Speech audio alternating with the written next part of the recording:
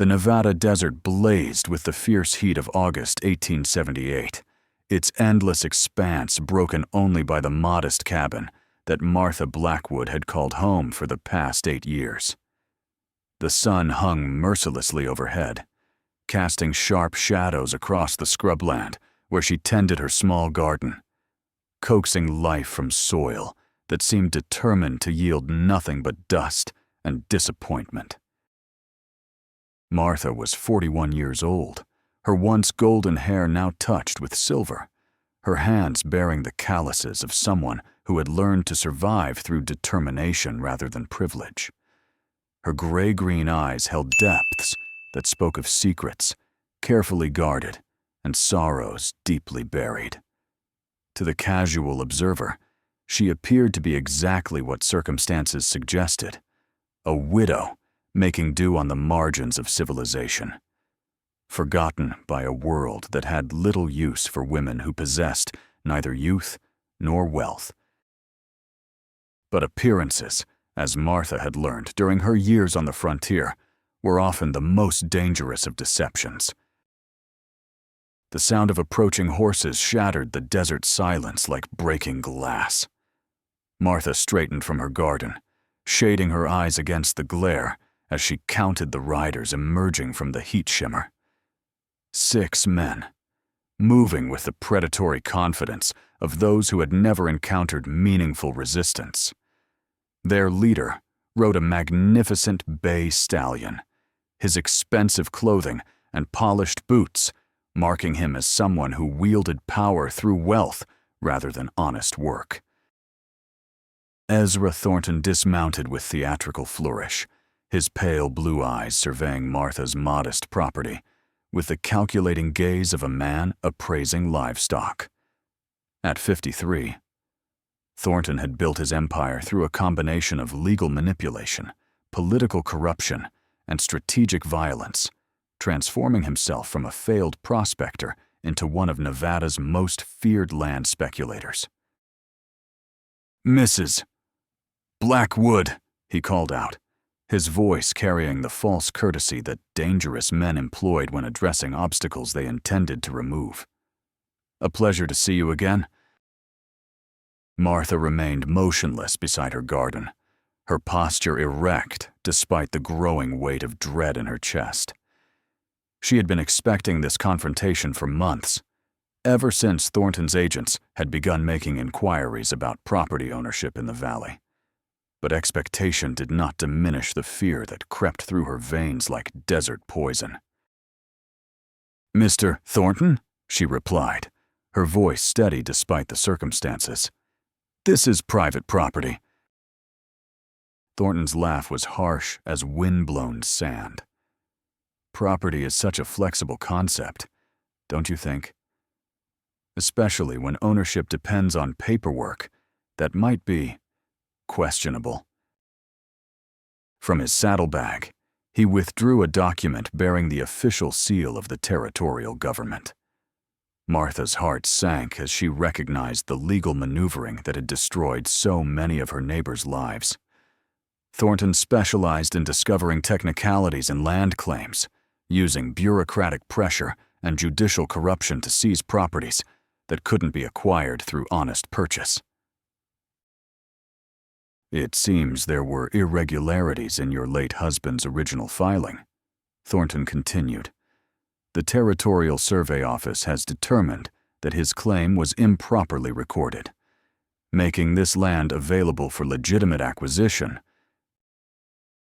The words struck Martha like physical blows, each syllable carefully chosen to convey inevitability and hopelessness. She had watched this same scene play out across the valley as Thornton's empire expanded, swallowing small homesteads and independent ranches with the methodical efficiency of a desert storm, consuming everything in its path. "My husband's claim was properly filed and recorded," she said, though she knew the futility of legal arguments against men who had purchased the courts along with the land they coveted. "Perhaps, but proving that would require resources you don't possess and time you don't have. Thornton gestured to his companions, who began dismounting with obvious purpose. "I'm prepared to offer compensation for your inconvenience."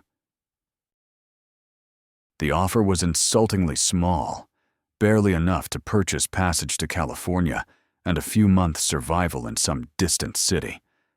Martha understood that it was not intended as genuine compensation, but as a final humiliation, a way of forcing her to participate in her own destruction. "And if I refuse?" Thornton's smile was winter cold. "Well, Mrs. Blackwood, accidents happen. Kitchen fires, for instance. Terrible things. Kitchen fires. Especially in isolated locations where help might not arrive in time." The threat hung in the air like smoke from a funeral pyre, carrying implications that went far beyond the loss of property. Martha had heard whispers about what happened to those who resisted Thornton's acquisitions too vigorously. Stories of mysterious disappearances and convenient accidents that eliminated problematic witnesses. But as she stood in the blazing desert heat, facing 6 armed men who represented everything corrupt about the territory's development, Martha felt something stirring within her that went deeper than fear. It was a cold, calculating anger that drew its strength from 8 years of careful preparation and decades of accumulated knowledge. "I need time to consider your offer," she said finally. Thornton consulted his pocket watch with exaggerated patience. "Of course, you have until sundown. After that, my men will assist you in relocating."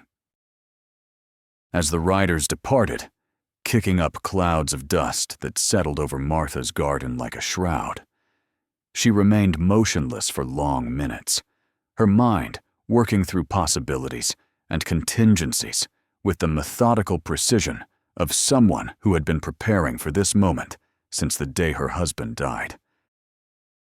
Most people saw Martha Blackwood as an isolated widow, vulnerable and forgotten. They had no idea that her modest cabin concealed one of the most dangerous collections of information in the entire territory.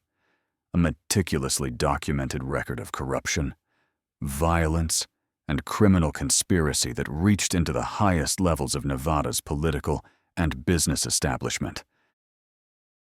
Her late husband, Judge William Blackwood, had spent his final years gathering evidence of the systematic corruption that was destroying frontier justice. His death, officially ruled a heart attack, had been anything but natural. And Martha had inherited more than just his property. She had inherited his mission, his evidence, and his determination to see justice done. The leather-bound ledger that William had hidden in their cabin's cellar contained enough documented crimes to destroy a dozen men like Thornton. Names, dates, financial records, witness statements, all carefully preserved and systematically organized by a man who had understood that truth, properly documented, could be more powerful than any army. As the sun began its descent toward the western horizon, Martha made her preparations with calm efficiency. If Thornton wanted her property, he would have to pay a price that would echo throughout the territory for years to come. The widow, who appeared so vulnerable on the surface, was about to reveal the dangerous truth hidden beneath her modest exterior. Tonight, the desert would learn that some secrets were worth dying for, and that some people possessed the knowledge to make their enemies wish they had never been born. Where are you watching from tonight? Drop a comment below if you've ever had to stand up to corruption in your own community, and if you're ready to see Martha show these land grabbers what real justice looks like. Hit that subscribe button, because this tale of desert vengeance is just getting started. The interior of Martha's cabin revealed a life carefully constructed around the twin foundations of solitude and purpose. The main room contained the expected furnishings of frontier domesticity: a pot-bellied stove, handmade table and chairs, shelves lined with preserving jars and practical books. But scattered throughout the modest space were hints of deeper complexities, legal volumes that seemed too sophisticated for a simple homesteader, surveying instruments that suggested technical knowledge, and most tellingly, a desk whose locked drawers hinted at secrets that went far beyond household accounts. As afternoon shadows lengthened across the desert floor, Martha moved through her home with the systematic efficiencies of someone executing a long-rehearsed plan. First, she retrieved a Winchester rifle from its concealment behind a false panel in the bedroom wall, checking its action with the practiced competence of someone who had learned to rely on no protection save what her own hands could provide. Next, she accessed the cabin's most carefully guarded secret, the cellar entrance hidden beneath a rug in the kitchen corner. The underground chamber had been William's workshop and fortress, lined with stone and timber to protect its contents from both fire and flood. Oil lamps cast dancing shadows across walls lined with filing cabinets, their organized contents representing 5 years of meticulous investigation into territorial corruption. At the center of the chamber sat William's desk, its surface dominated by the leather-bound ledger that Martha had come to think of as both her greatest weapon and her heaviest burden. The book's pages contained a catalog of crimes that read like a primer on frontier lawlessness, land fraud, claim jumping, judicial bribery, election manipulation, and murder disguised as accident or natural death. Martha opened the ledger to a page she knew by heart, her finger tracing entries written in William's careful script. July 15th, 1876. Thornton's agents threaten Jacob Muller. Silver Creek Ranch. Muller refuses sale. Dies in hunting accident. August 3rd. Property acquired by Territorial Development Company Thornton subsidiary, August 15th. The pattern was repeated dozens of times throughout the book, each entry documenting another step in Thornton's systematic acquisition of valley properties. But the ledger contained more than just real estate crimes. It detailed political corruption that reached into the territorial capital, judicial manipulation that had perverted the entire legal system, and financial fraud that had cost honest settlers hundreds of thousands of dollars. Most damaging of all were the witness statements that William had collected from Thornton's former associates, men whose consciences had eventually overcome their fear or greed. These testimonies provided direct evidence of murders, arsons, and intimidation campaigns that could send Thornton and his entire organization to federal prison for the rest of their lives. But William's investigation had cost him everything. The heart attack that killed him had been induced by poison, administered by someone with medical knowledge and access to his food. Martha had discovered the truth through her own careful investigation, but proving it would have required resources and influence that a widow simply didn't possess. Instead, she had chosen a different path: patience, preparation, and the slow accumulation of additional evidence that would make William's findings impossible to dismiss or suppress. For 8 years, Martha had maintained the appearance of a grieving widow while secretly expanding her husband's work, adding new entries to the ledger and building a network of informants who fed her information about Thornton's continuing crimes. As evening approached, Martha made copies of the ledger's most damaging pages, sealing them in waterproof packets that she would hide in multiple locations throughout the desert. If Thornton's men succeeded in destroying her cabin, the evidence would survive to condemn them. More importantly, She had already sent copies to journalists in San Francisco and Denver, along with detailed instructions for their publication in the event of her death or disappearance. The sound of returning horses announced Thornton's arrival for the final confrontation. Through her window, Martha could see that he had brought additional men, at least a dozen riders carrying torches and cans of coal oil. They intended to burn her out, destroying any evidence along with her property. Martha smiled grimly as she made her final preparations. Thornton had made the same mistake that had destroyed so many other criminals throughout history. He had assumed that his victims were as helpless as they appeared. Tonight, he would discover that some widows possessed weapons far more dangerous than rifles or revolvers. She climbed the ladder from the cellar, carrying the ledger in a leather satchel, along with additional documents that would serve as her ammunition in the battle to come. The Winchester remained within easy reach, but Martha understood that her real protection lay in the knowledge contained within the book's carefully organized pages. Mrs. Blackwood. Thornton's voice carried across the desert evening, magnified by the confidence of someone who believed himself in complete control of the situation. Time's up. Come out, and we'll make this quick. Martha stepped onto her porch. The ledger clutched against her chest like a shield. In the gathering darkness, the torches carried by Thornton's men created a circle of flickering light that cast dancing shadows across the desert landscape. The scene might have been lifted from the pages of Revelation, a woman standing alone against the forces of corruption, armed with nothing but truth and the determination to see justice done. "Mr. Thornton," she called back, her voice carrying clearly through the still air. "I have something you need to see before you proceed."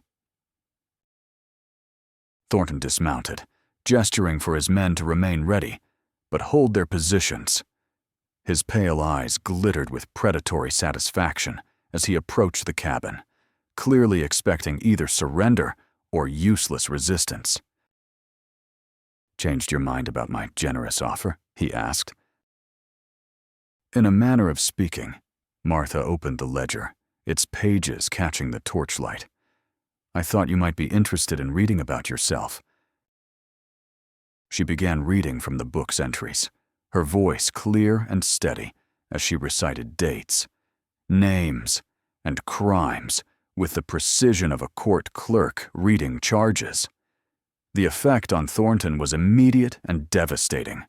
His confident expression dissolved into shock, then fear as he realized the scope of what she possessed. July 23, 1875. Thornton bribes Territorial Judge Harrison with $500 and deed to Silver Springs property. Harrison rules in favor of Territorial Development Company in disputed land case, dispossessing Widow Garrett and 3 children. The entries continued, each one more damaging than the last, building a case that would destroy not just Thornton, but the entire network of corruption that had enabled his crimes. Martha's voice carried across the desert like the toll of a funeral bell, announcing the death of illusions and the birth of accountability.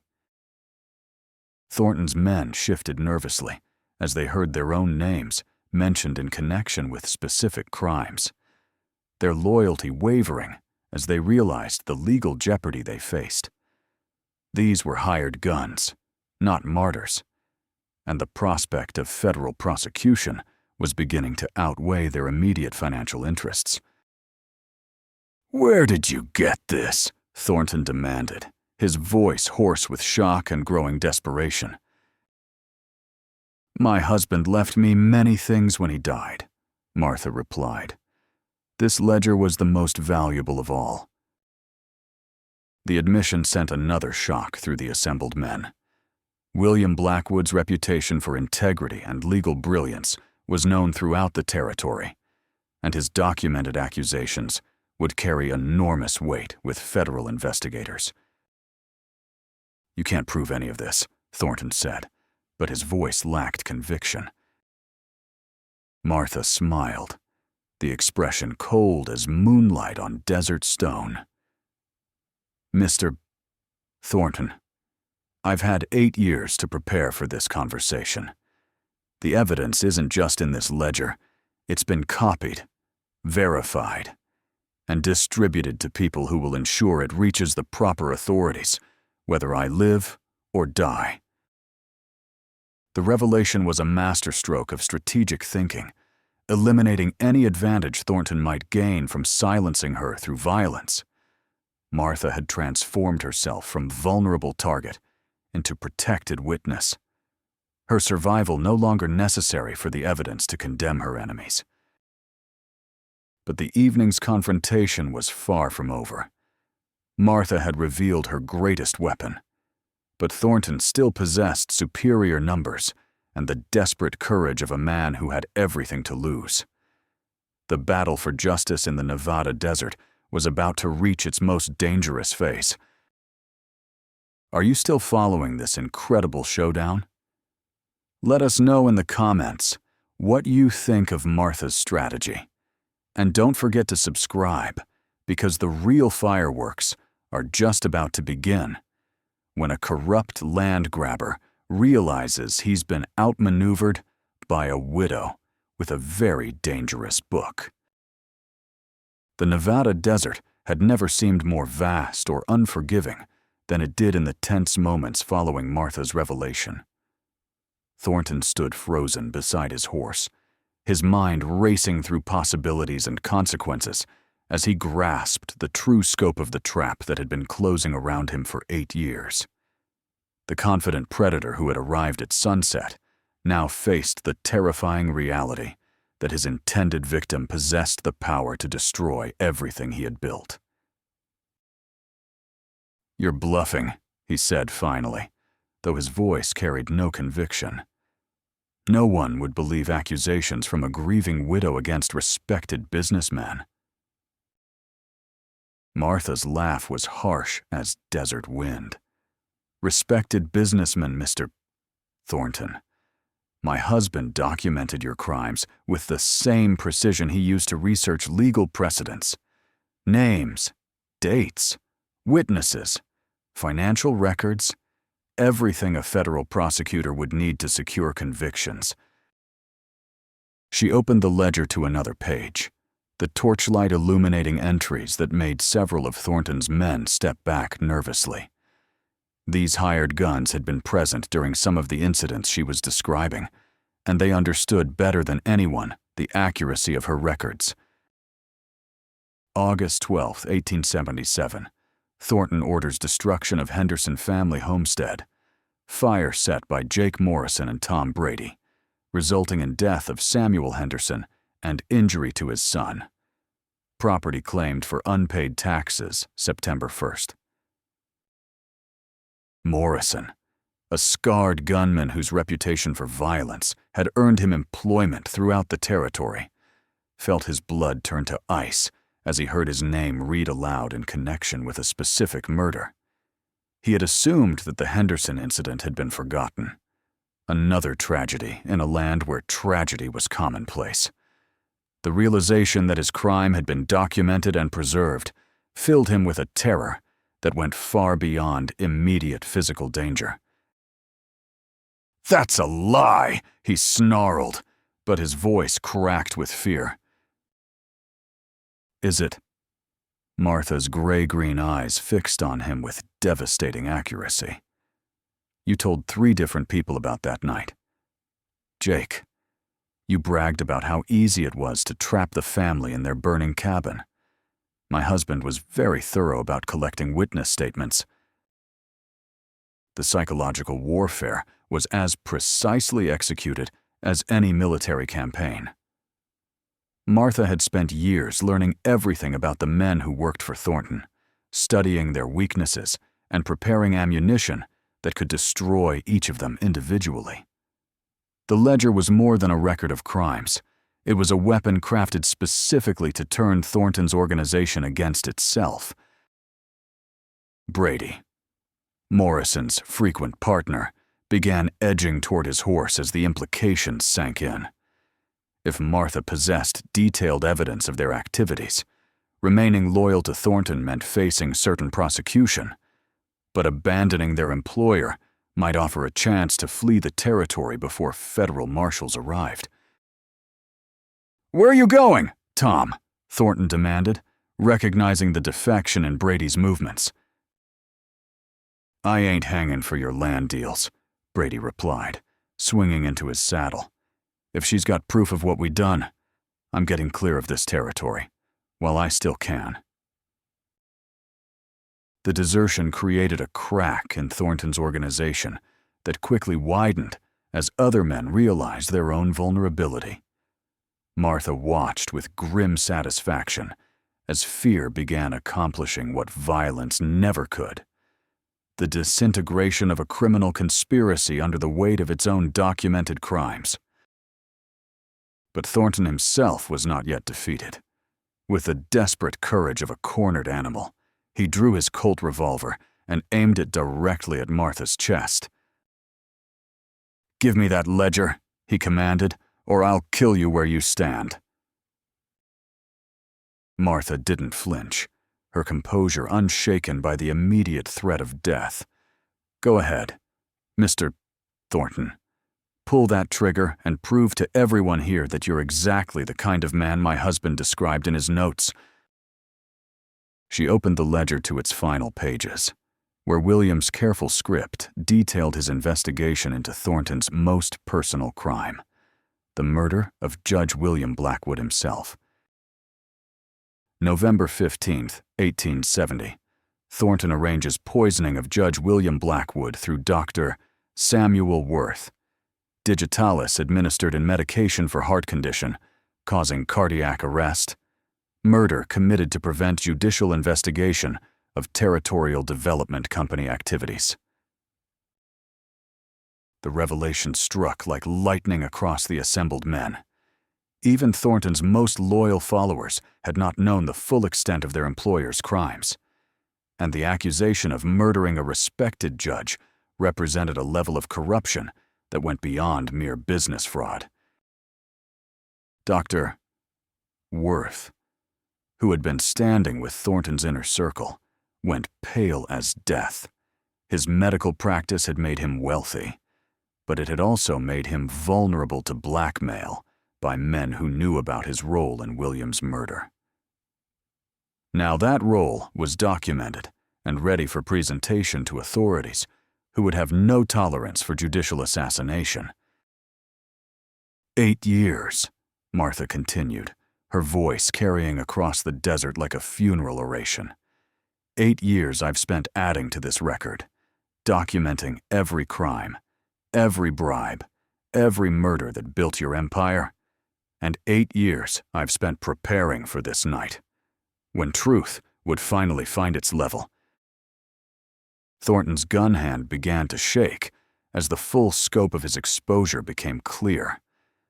The woman he had dismissed as a helpless widow had spent nearly a decade building a case that would destroy not just him, but everyone associated with his organization.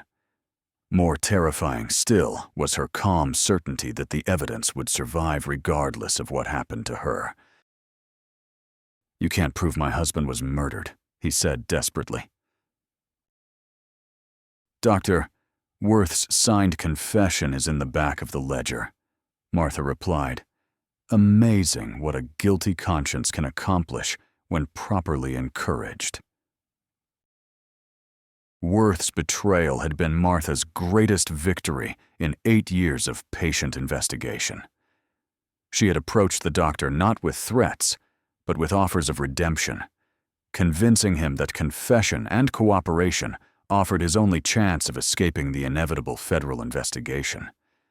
His detailed statement about the poisoning provided the final piece of evidence needed to transform William's death from mysterious tragedy to prosecutable murder. The psychological pressure on Thornton's organization had reached the breaking point. Men who had been willing to commit crimes for money were not prepared to face execution for treason and murder. The circle of torchbearers began to dissolve as riders scattered into the desert darkness, abandoning their employer to face the consequences of his actions alone. "Stop!" Thornton screamed at his fleeing men. "I'll double your pay, triple it." But money meant nothing to men who faced federal gallows for their crimes. The organization that had terrorized the valley for years was disintegrating under the weight of documented truth, its members choosing survival over loyalty as they recognized the hopelessness of their situation. Within minutes, only Thornton, Dr. Worth, and 2 die-hard loyalists remained in the circle of torchlight.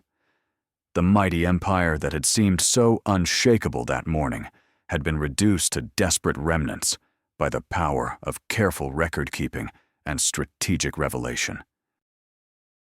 Martha closed the ledger and clutched it protectively against her chest, her mission nearly complete.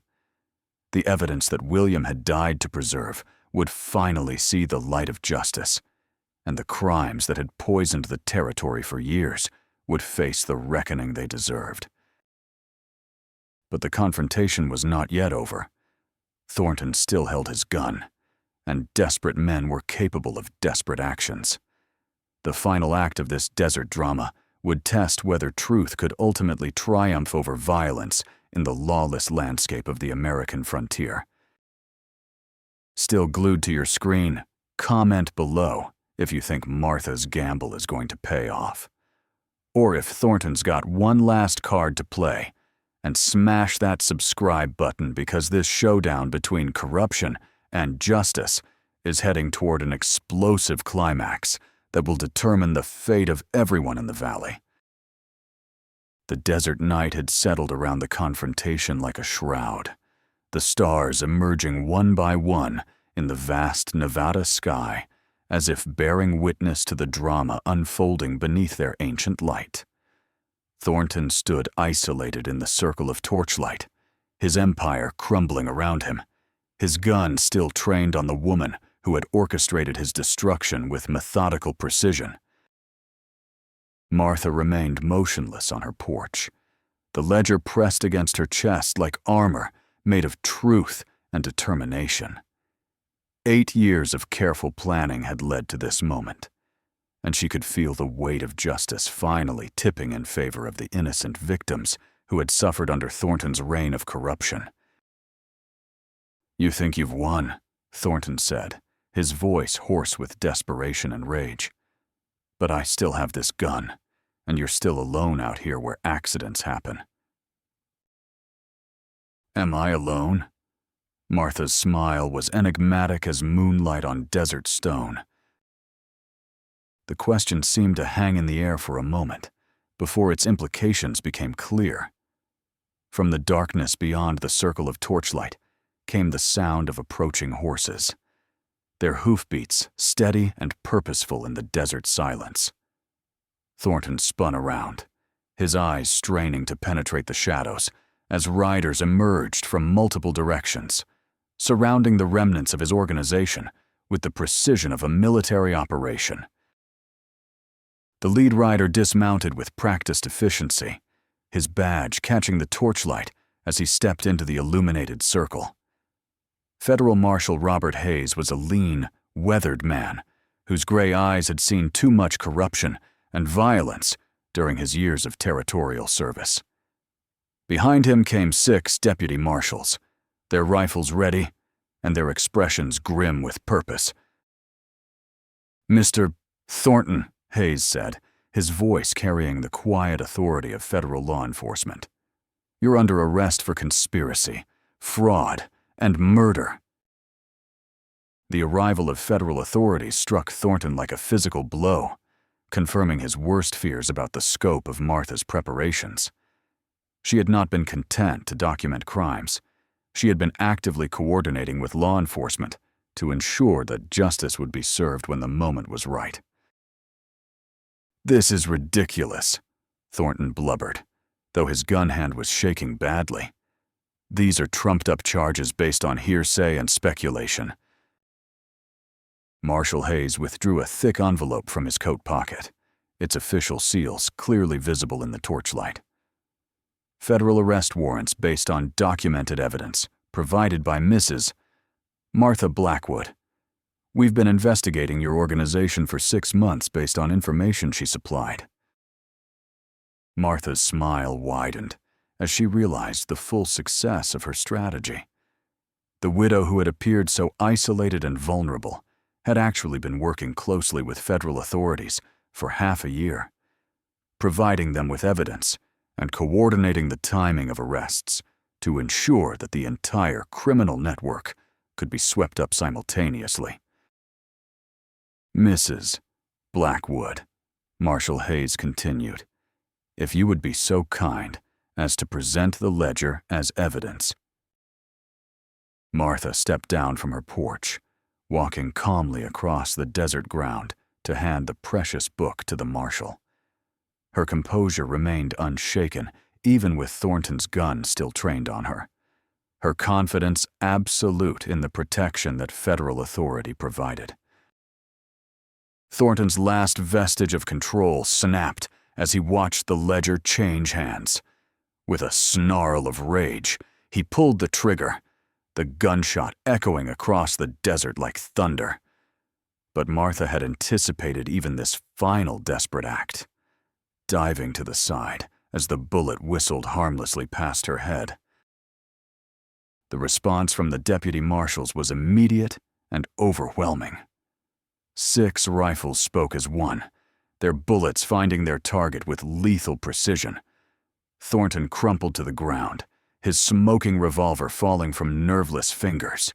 His reign of terror ended by the same kind of violence he had used to build his empire. Dr. Worth and the 2 remaining loyalists surrendered immediately, their hands raised high as they recognized the futility of resistance against federal law enforcement. The organization that had terrorized the valley for years was finally broken, its leaders dead or captured, its crimes documented and ready for prosecution. As the deputies secured the prisoners and gathered evidence from the scene, Marshal Hayes approached Martha with the respect due to someone who had single-handedly broken one of the territory's most dangerous criminal conspiracies. "Mrs. Blackwood," he said, "the federal government owes you a considerable debt of gratitude. Your evidence will allow us to prosecute not just these men, but the entire network of corruption that enabled their crimes." Martha nodded, though her expression remained somber. "My husband believed that justice delayed was not justice denied, only justice deferred. Tonight, his faith has been vindicated." The marshal opened the ledger, scanning its meticulously organized pages with professional admiration. "This is the most comprehensive criminal case file I've ever seen. How did you manage to gather so much detailed evidence?"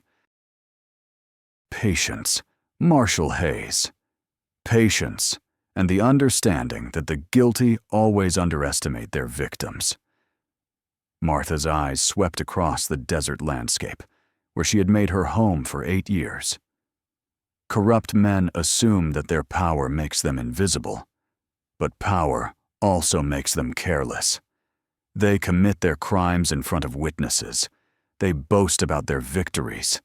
They keep records of their illegal activities. All someone has to do is listen, watch, and remember. As dawn approached, painting the eastern horizon with shades of gold and crimson, the full scope of the night's victory became apparent. Federal authorities had arrested not just Thornton's immediate organization, but corrupt officials throughout the territorial government, breaking a network of criminal conspiracy that had reached into the highest levels of Nevada's political establishment. The news would spread throughout the territory with the speed of wildfire, carrying word that federal justice had finally reached the lawless frontier. More importantly, it would inspire other victims of corruption to come forward with their own evidence, creating a cascade of accountability that would transform territorial government for years to come. But perhaps the most significant change was in the valley itself, where families who had lived in fear of Thornton's organization could finally rebuild their lives without the threat of violence and intimidation. The modest homesteads and independent ranches that represented the best of frontier settlement could flourish under the protection of law rather than the dominance of criminal conspiracy. Martha stood on her porch as the last of the federal posse disappeared into the distance, their prisoners secured and their evidence carefully preserved for the trials that would follow. The cabin that Thornton had planned to burn still stood intact, its hidden cellar containing additional evidence that would ensure justice was complete. The leather-bound ledger that had been her greatest weapon was now in the hands of authorities who would use it to restore integrity to territorial government. But Martha had kept copies of its most important pages, preserving her husband's legacy and ensuring that the truth about his murder would never again be hidden. As the sun climbed higher into the desert sky, Martha began the process of rebuilding her life in a valley finally free from the shadow of organized crime. The widow, who had appeared so vulnerable, had proven that knowledge, patience, and strategic thinking could triumph over superior resources and political connections. The desert would remember this night as the moment when truth finally found its level, washing away years of accumulated corruption and creating space for honest people to prosper under the protection of law rather than the dominance of criminal conspiracy. If you've been following Martha's incredible journey from vulnerable widow to federal hero, let us know in the comments what you thought of her strategy, and don't forget to subscribe, because stories like this, tales of ordinary people using intelligence and determination to fight corruption, are exactly what we need more of in the world. 3 months had passed since the night of Thornton's downfall, and the Nevada territory had begun to transform in ways that surprised even those who had hoped for justice. The federal trials in Carson City had become a sensation throughout the West, with newspapers from San Francisco to Denver covering every detail of the corruption that had been exposed through Martha's meticulous documentation. The courtroom proceedings revealed the staggering scope of Thornton's criminal empire, with witness after witness testifying about land fraud, judicial bribery, and systematic intimidation that had perverted justice throughout the territory. Dr. Worth's confession about Judge William Blackwood's murder became the centerpiece of the prosecution's case, finally providing closure for a crime that had haunted the legal community for 8 years. Martha attended every day of the trials, her presence serving as a reminder of the personal cost of corruption and the power of persistent investigation. The modest widow, who had been dismissed as powerless, had become a symbol of how ordinary citizens could hold their government accountable when they possessed the courage to document truth and demand justice. But the trials were only the beginning of the changes that swept through Nevada in the wake of Thornton's exposure. Federal investigators had used Martha's evidence as a roadmap to uncover additional corruption throughout the territorial government, leading to the resignation or arrest of dozens of officials who had participated in the systematic looting of public resources. New elections brought honest leaders to power, men and women committed to transparent governance and equal justice under law.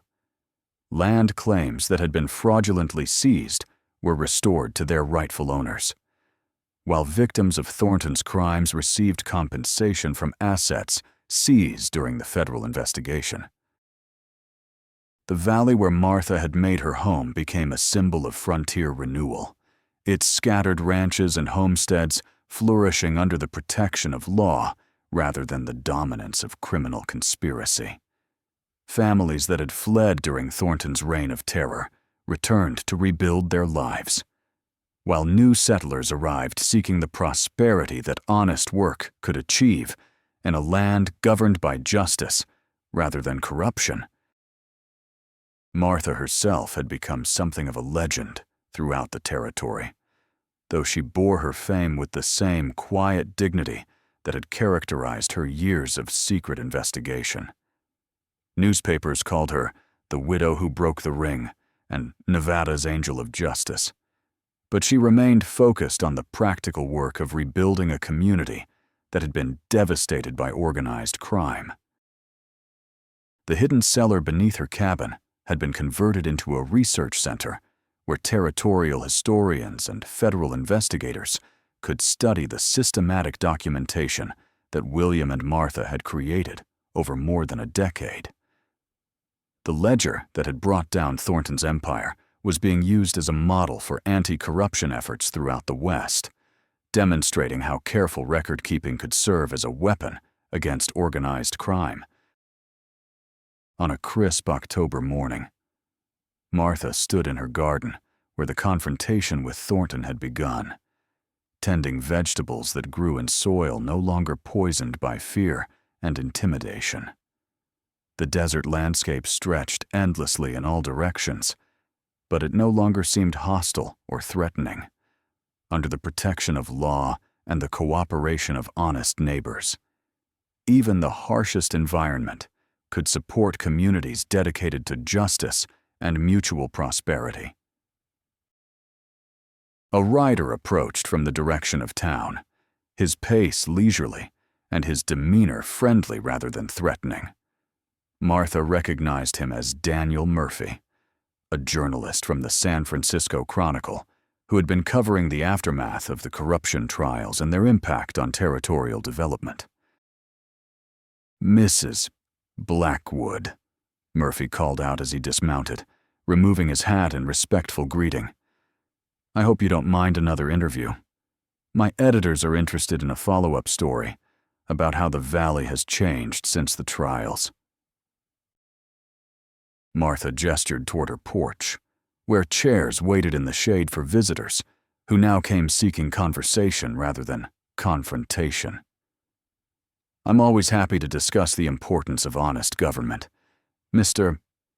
Murphy." As they settled into their seats, Murphy consulted his notebook with the practiced efficiency of someone accustomed to recording important conversations. "The federal prosecutors tell me that your evidence led to convictions in 17 separate cases.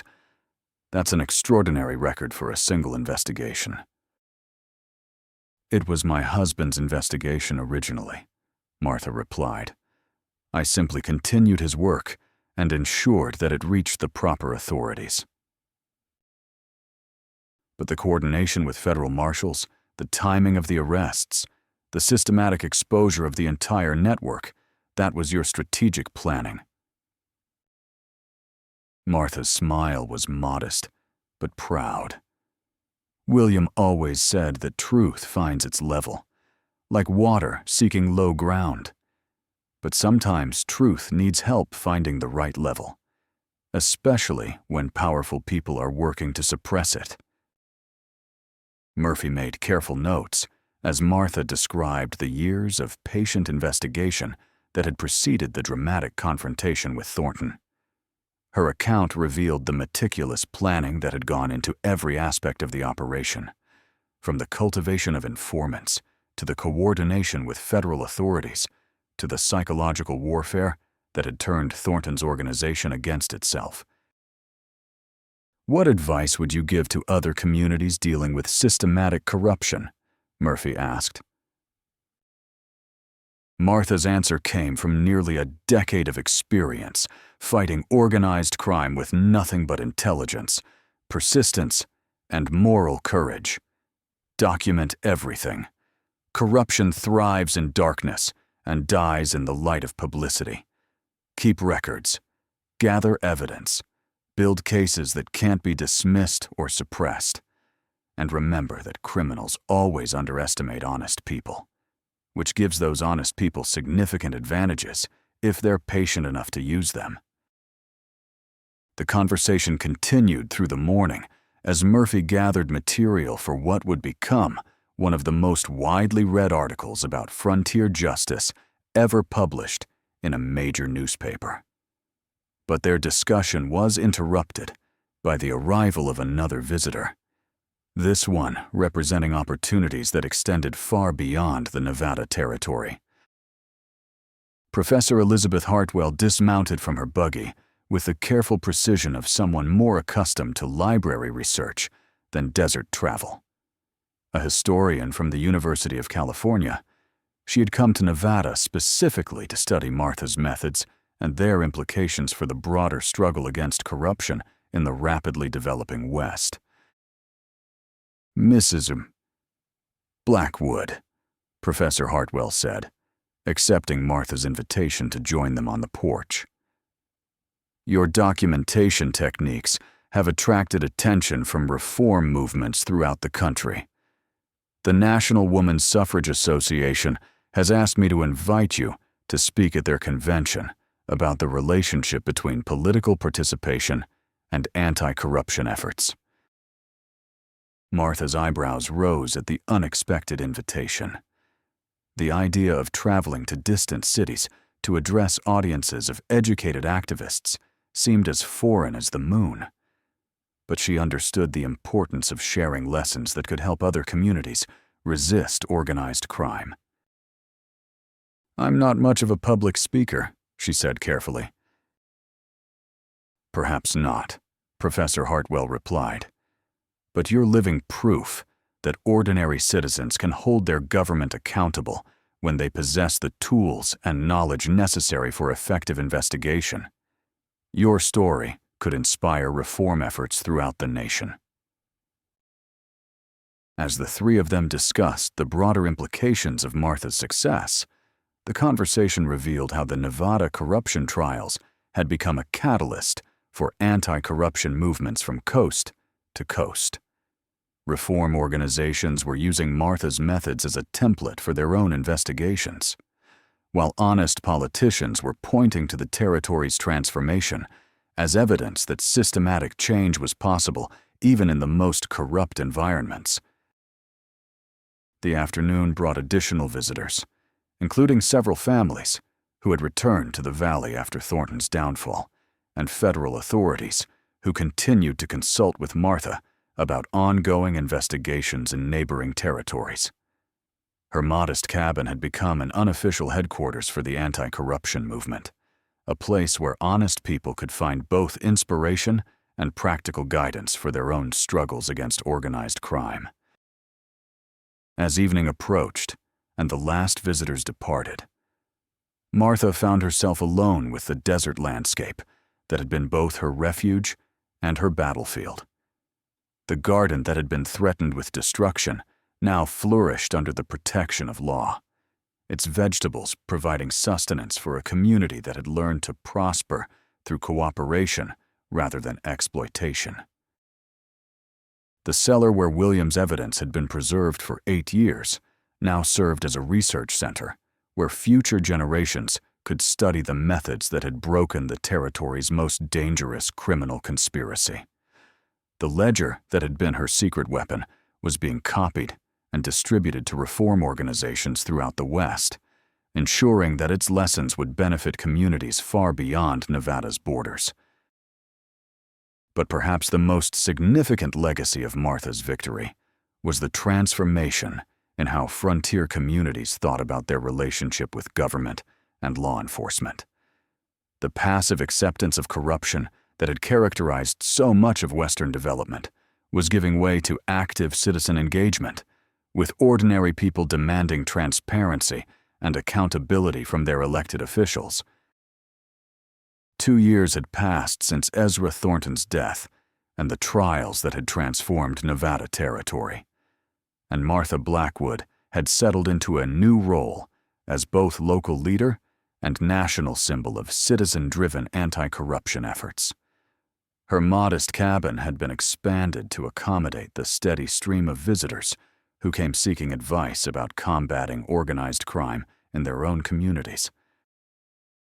The ledger that had brought down Thornton's empire had been professionally published as a record of frontier justice, becoming required reading in law schools throughout the country and inspiring similar documentation efforts from California to Texas.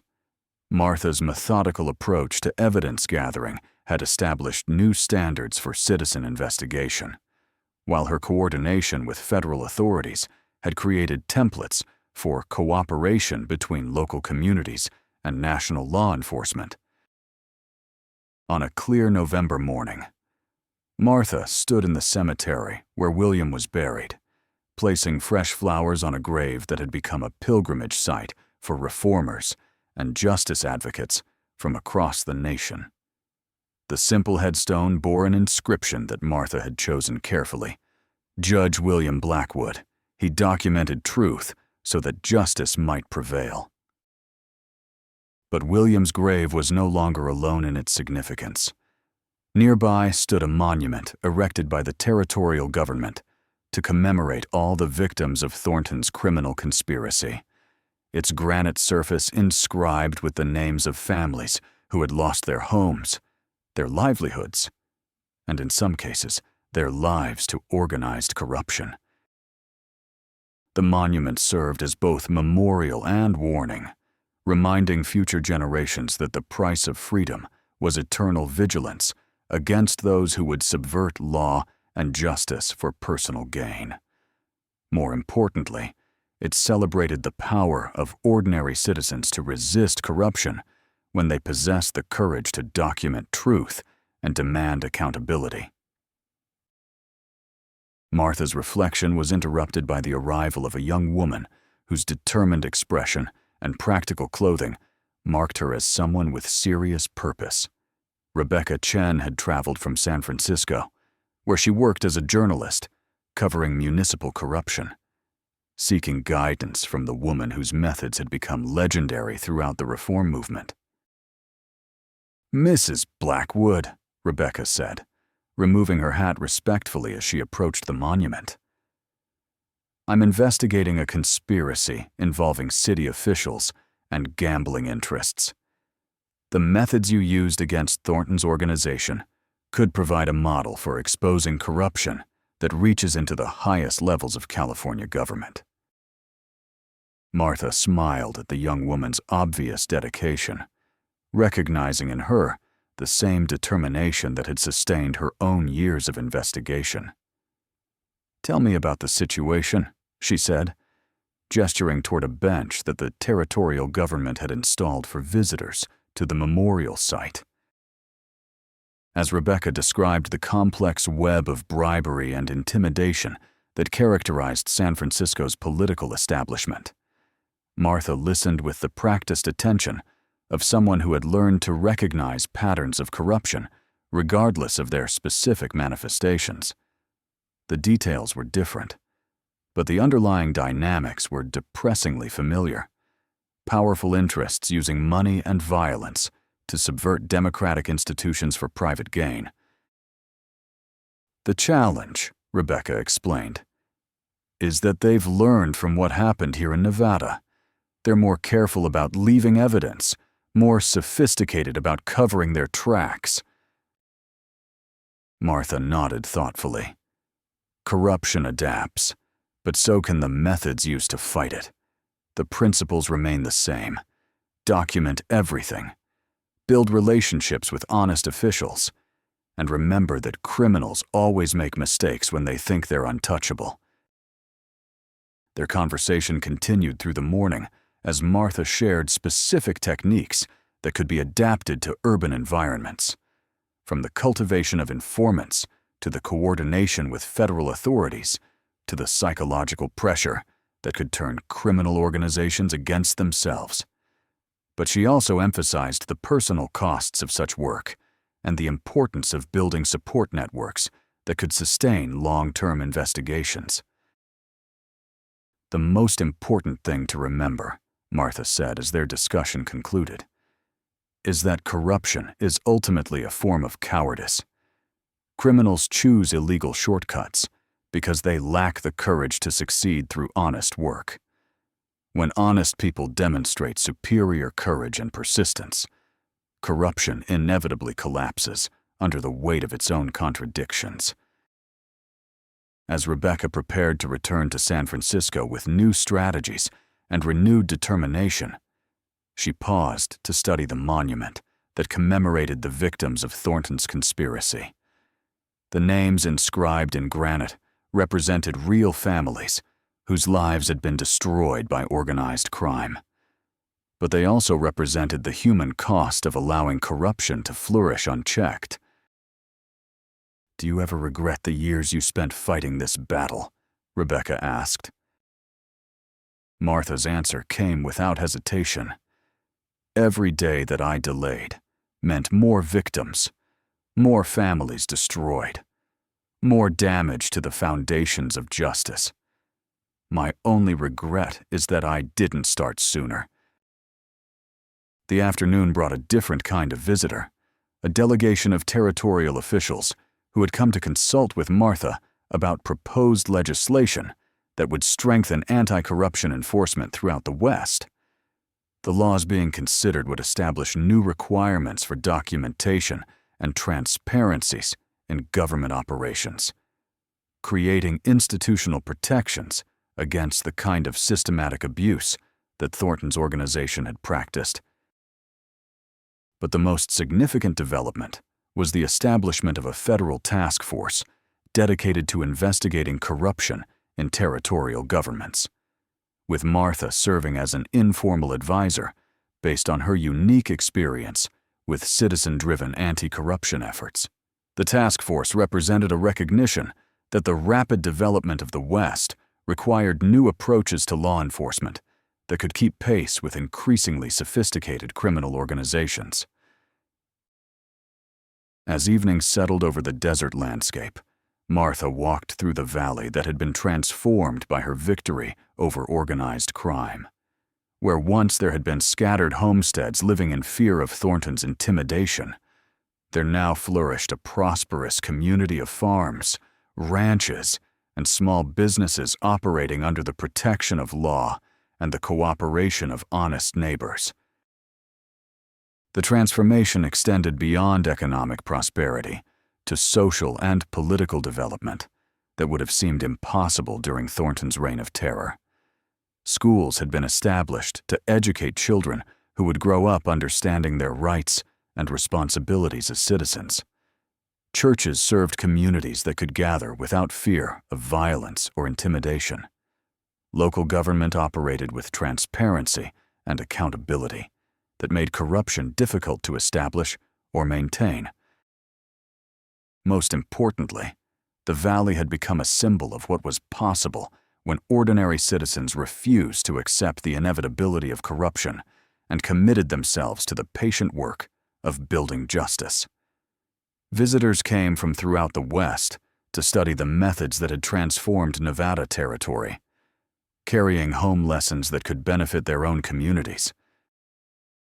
As Martha stood on her porch, watching the stars emerge in the clear desert sky, she reflected on the journey that had brought her from isolated widow to national symbol of citizen-driven reform.